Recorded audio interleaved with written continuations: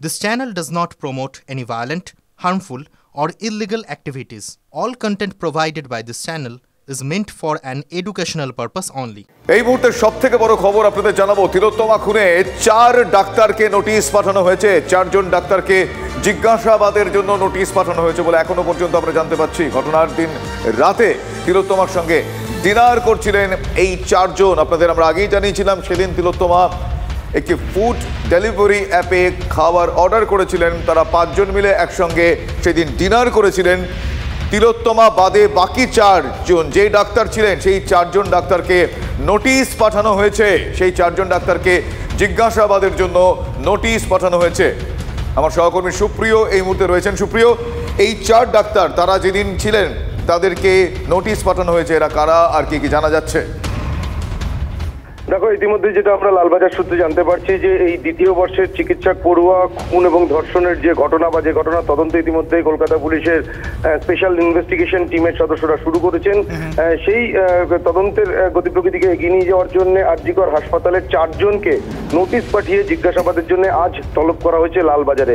এবং যেটা আমরা আরো লালবাজার সূত্রে বা পুলিশ সূত্রে জানতে পারছি, যে 4 জনকে তলব করা হয়েছে তারা ঘটনার দিন রাতে ওই চিকিৎসক পড়ুয়ার সঙ্গেই কিন্তু যে 4th ফ্লোর অর্থাৎ চেস্ট মেডিসিন বিভাগ রয়েছে সেখানে রাতে তারা একসঙ্গে ডিনার করেছিলেন এবং একটি ফুড ডেলিভারি সংস্থা থেকে অর্ডার দিয়ে খাবার আনানো হয়েছিল এবং তারপরে ওই চিকিৎসক পড়ুয়া এবং তার যারা এই যে বাকি 4 জন তারা একসঙ্গে ওদিন রাতে ডিনার করেন। এবং যেটা সূত্র মারফত জানতে পারছি যে 4 জনকে ডেকে পাঠানো হয়েছে তার মধ্যে একজন হাউস স্টাফ রয়েছেন এবং বাকি 3 জন চিকিৎসক রয়েছেন।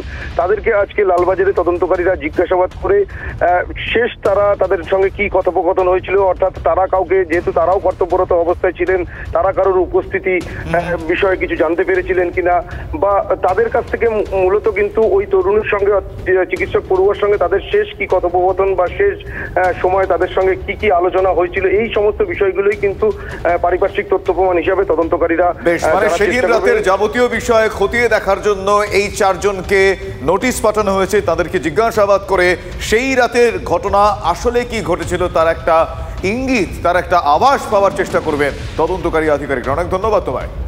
নজর রাখবো এই মুহূর্তের একটা বড় খবরে, কর্মবিরতির চাপ এবং সেই চাপে এবার কি অপসারিত হচ্ছেন অধ্যক্ষ। আরজি কর থেকে বদলি করা হচ্ছে সন্দীপ ঘোষকে। খবর সূত্রের, আরজি কর থেকে বদলি করা হচ্ছে সন্দীপ ঘোষকে। কথা বলে নেব আমাদের প্রতিনিধি সৌরভের সঙ্গে। সৌরভ, আরজি কর থেকে সন্দীপ ঘোষকে যদি বদলি করা হয় তাকে কোথায় আবার অধ্যক্ষ হিসেবে তিনি কোথায় যাচ্ছেন, বা আরজি করের নতুন অধ্যক্ষ কে হচ্ছেন, কি কি সূত্র মারফত কি কি তথ্য পাওয়া যাচ্ছে? রনিপা, দেখো, প্রথমেই জানিয়ে রাখি যে একটা সম্ভাবনা দেখা দিয়েছে যে আরজি করের অধ্যক্ষ সন্দীপ ঘোষকে সরানো হতে পারে। এই সম্ভাবনার বেসিসটা কি? স্বাস্থ্য ভবন সূত্রের খবর যে যেভাবে প্রথম বৃহস্পতি, শুক্র এবং শনি প্রথম 72 ঘন্টা যেভাবে আন্দোলন চলছিল, সেই ক্ষেত্রে কোনোভাবেই আরজি কর মেডিকেল কলেজের ছাত্রছাত্রীরাও কিন্তু অধ্যক্ষের পদত্যাগের দাবি জানাননি।